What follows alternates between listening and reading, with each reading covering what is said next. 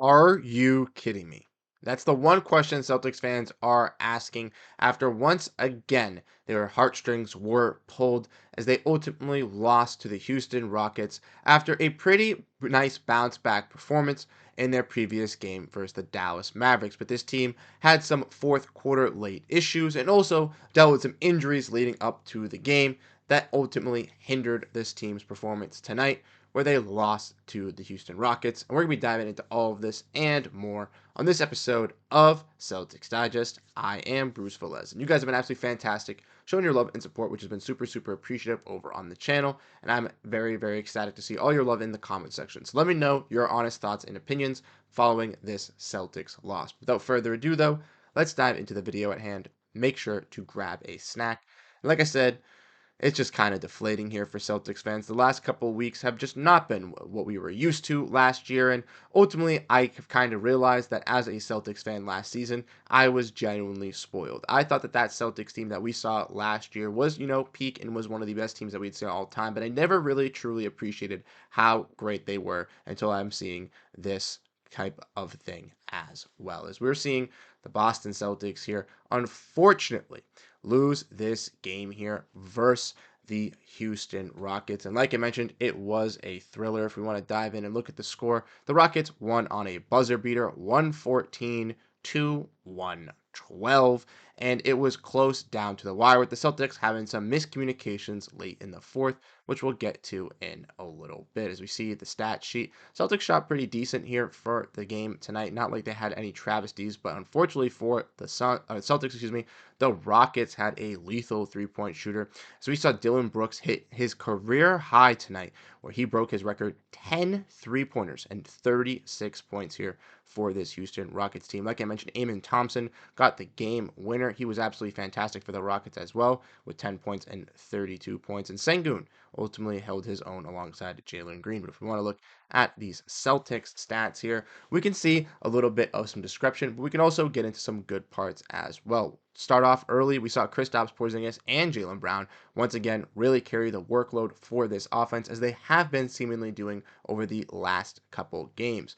Porziņģis has just been dominant in the paint and was working on Alperen Sengun, getting some nice plays down low and just being very, very impactful for this team. Not only was Kristaps Porziņģis impactful, but Luke Kornet was impactful as well, as the Celtics ran a double big lineup with Al Horford, who was going into the game available, being a scratch from the starting lineup right before a tip-off, and ultimately not even suiting up for this Celtics team tonight. But Luke Kornet stepped up in his role, delivered most. Unfortunately, late in the fourth quarter, had some defensive collapses, like I said, which we'll get into a little bit, which definitely hindered his performance overall for the Celtics team, but he did leave the game for an injury, was brought back, and for most stints of this contest was impactful, was doing everything the Celtics needed him to do, and was just being that, like I said, back up big that truly fits in with this Celtics team. With Jayson Tatum, as you can see, he did take over in that third quarter, really leading with this Celtics lineup. The Houston Rockets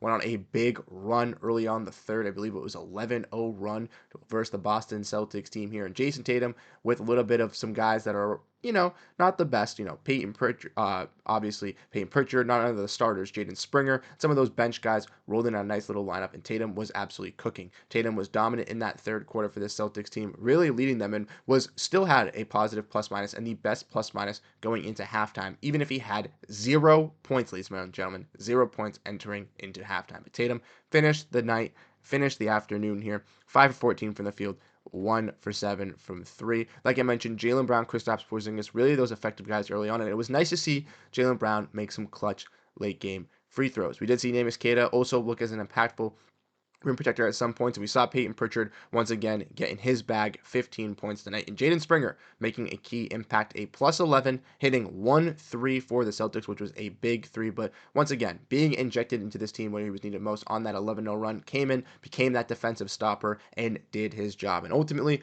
with Jaden Springer here. I think this opens a lot of eyes for Celtics fans, including mine, on willing to trade Jaden Springer, as I don't believe he is a possible trade candidate. And I think the Celtics should really explore utilizing him in this rotation. But two things that I did want to mention with this Celtics team here is obviously we saw Peterson and Walsh, which was nice to see, but two things I want to mention with this Celtics team here that really hindered them in some points of this aspect was, unfortunately, Luke Kornet's defensive collapses towards the late of the game, and ultimately, Neemias Queta and Xavier Tillman being out there for a little bit of a stretch. And like we said, they wanted to run double big. They went with that lineup to combat against Alperen Sengun, who's a pretty solid big, and it was working with Porziņģis and Kornet.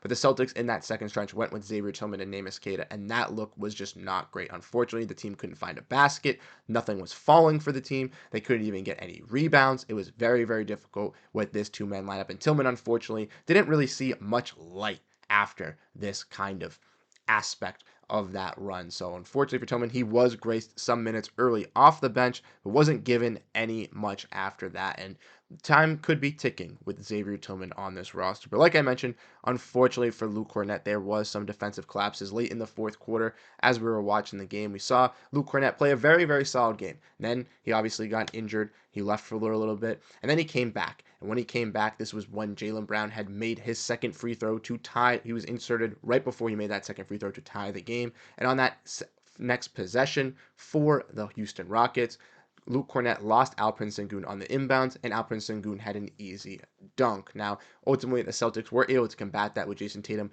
being 6'10", using his body, getting to the rack, driving, being that clutch player, which was nice to see.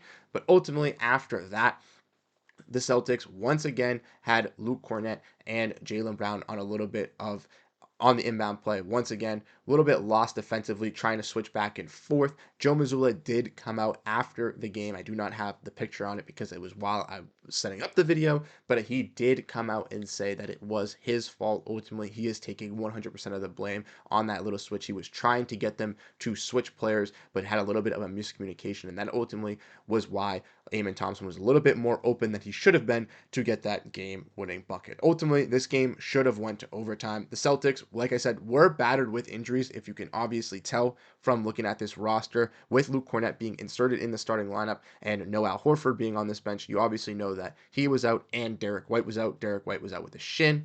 Horford was, available, then was scratched right before tipped off out of the starting lineup, and then was expected to still play, but didn't even suit up. And then obviously Sam Hauser was ruled out as well. So the Celtics were lacking a lot of their three-point shooting tonight, and try to compensate it with some other players. Porziņģis was 3 for 4, but unfortunately Tatum 1 for 7, Jrue 2 for 6, Brown 3 for 9 is pretty solid. Pritchard was effective 5 for 6 for the field, but the Celtics needed someone else to kind of step up from three-point range, needed to help out with getting some rebounds in some stints here, and ultimately, at the end of the game, just had a little bit of defensive collapses. Once again, I'm not worried with this Celtics team. I still feel that they are a top team in the Eastern Conference, and I'd rather get these losses out now in this first half of the year before the All-Star break. Get out of this bad rut now. Get all this bad energy out at this moment and save everything up for that second half of the year. That's what I really, really want to see with the Celtics team, and I still believe that they still can do it. Not only are they still a top team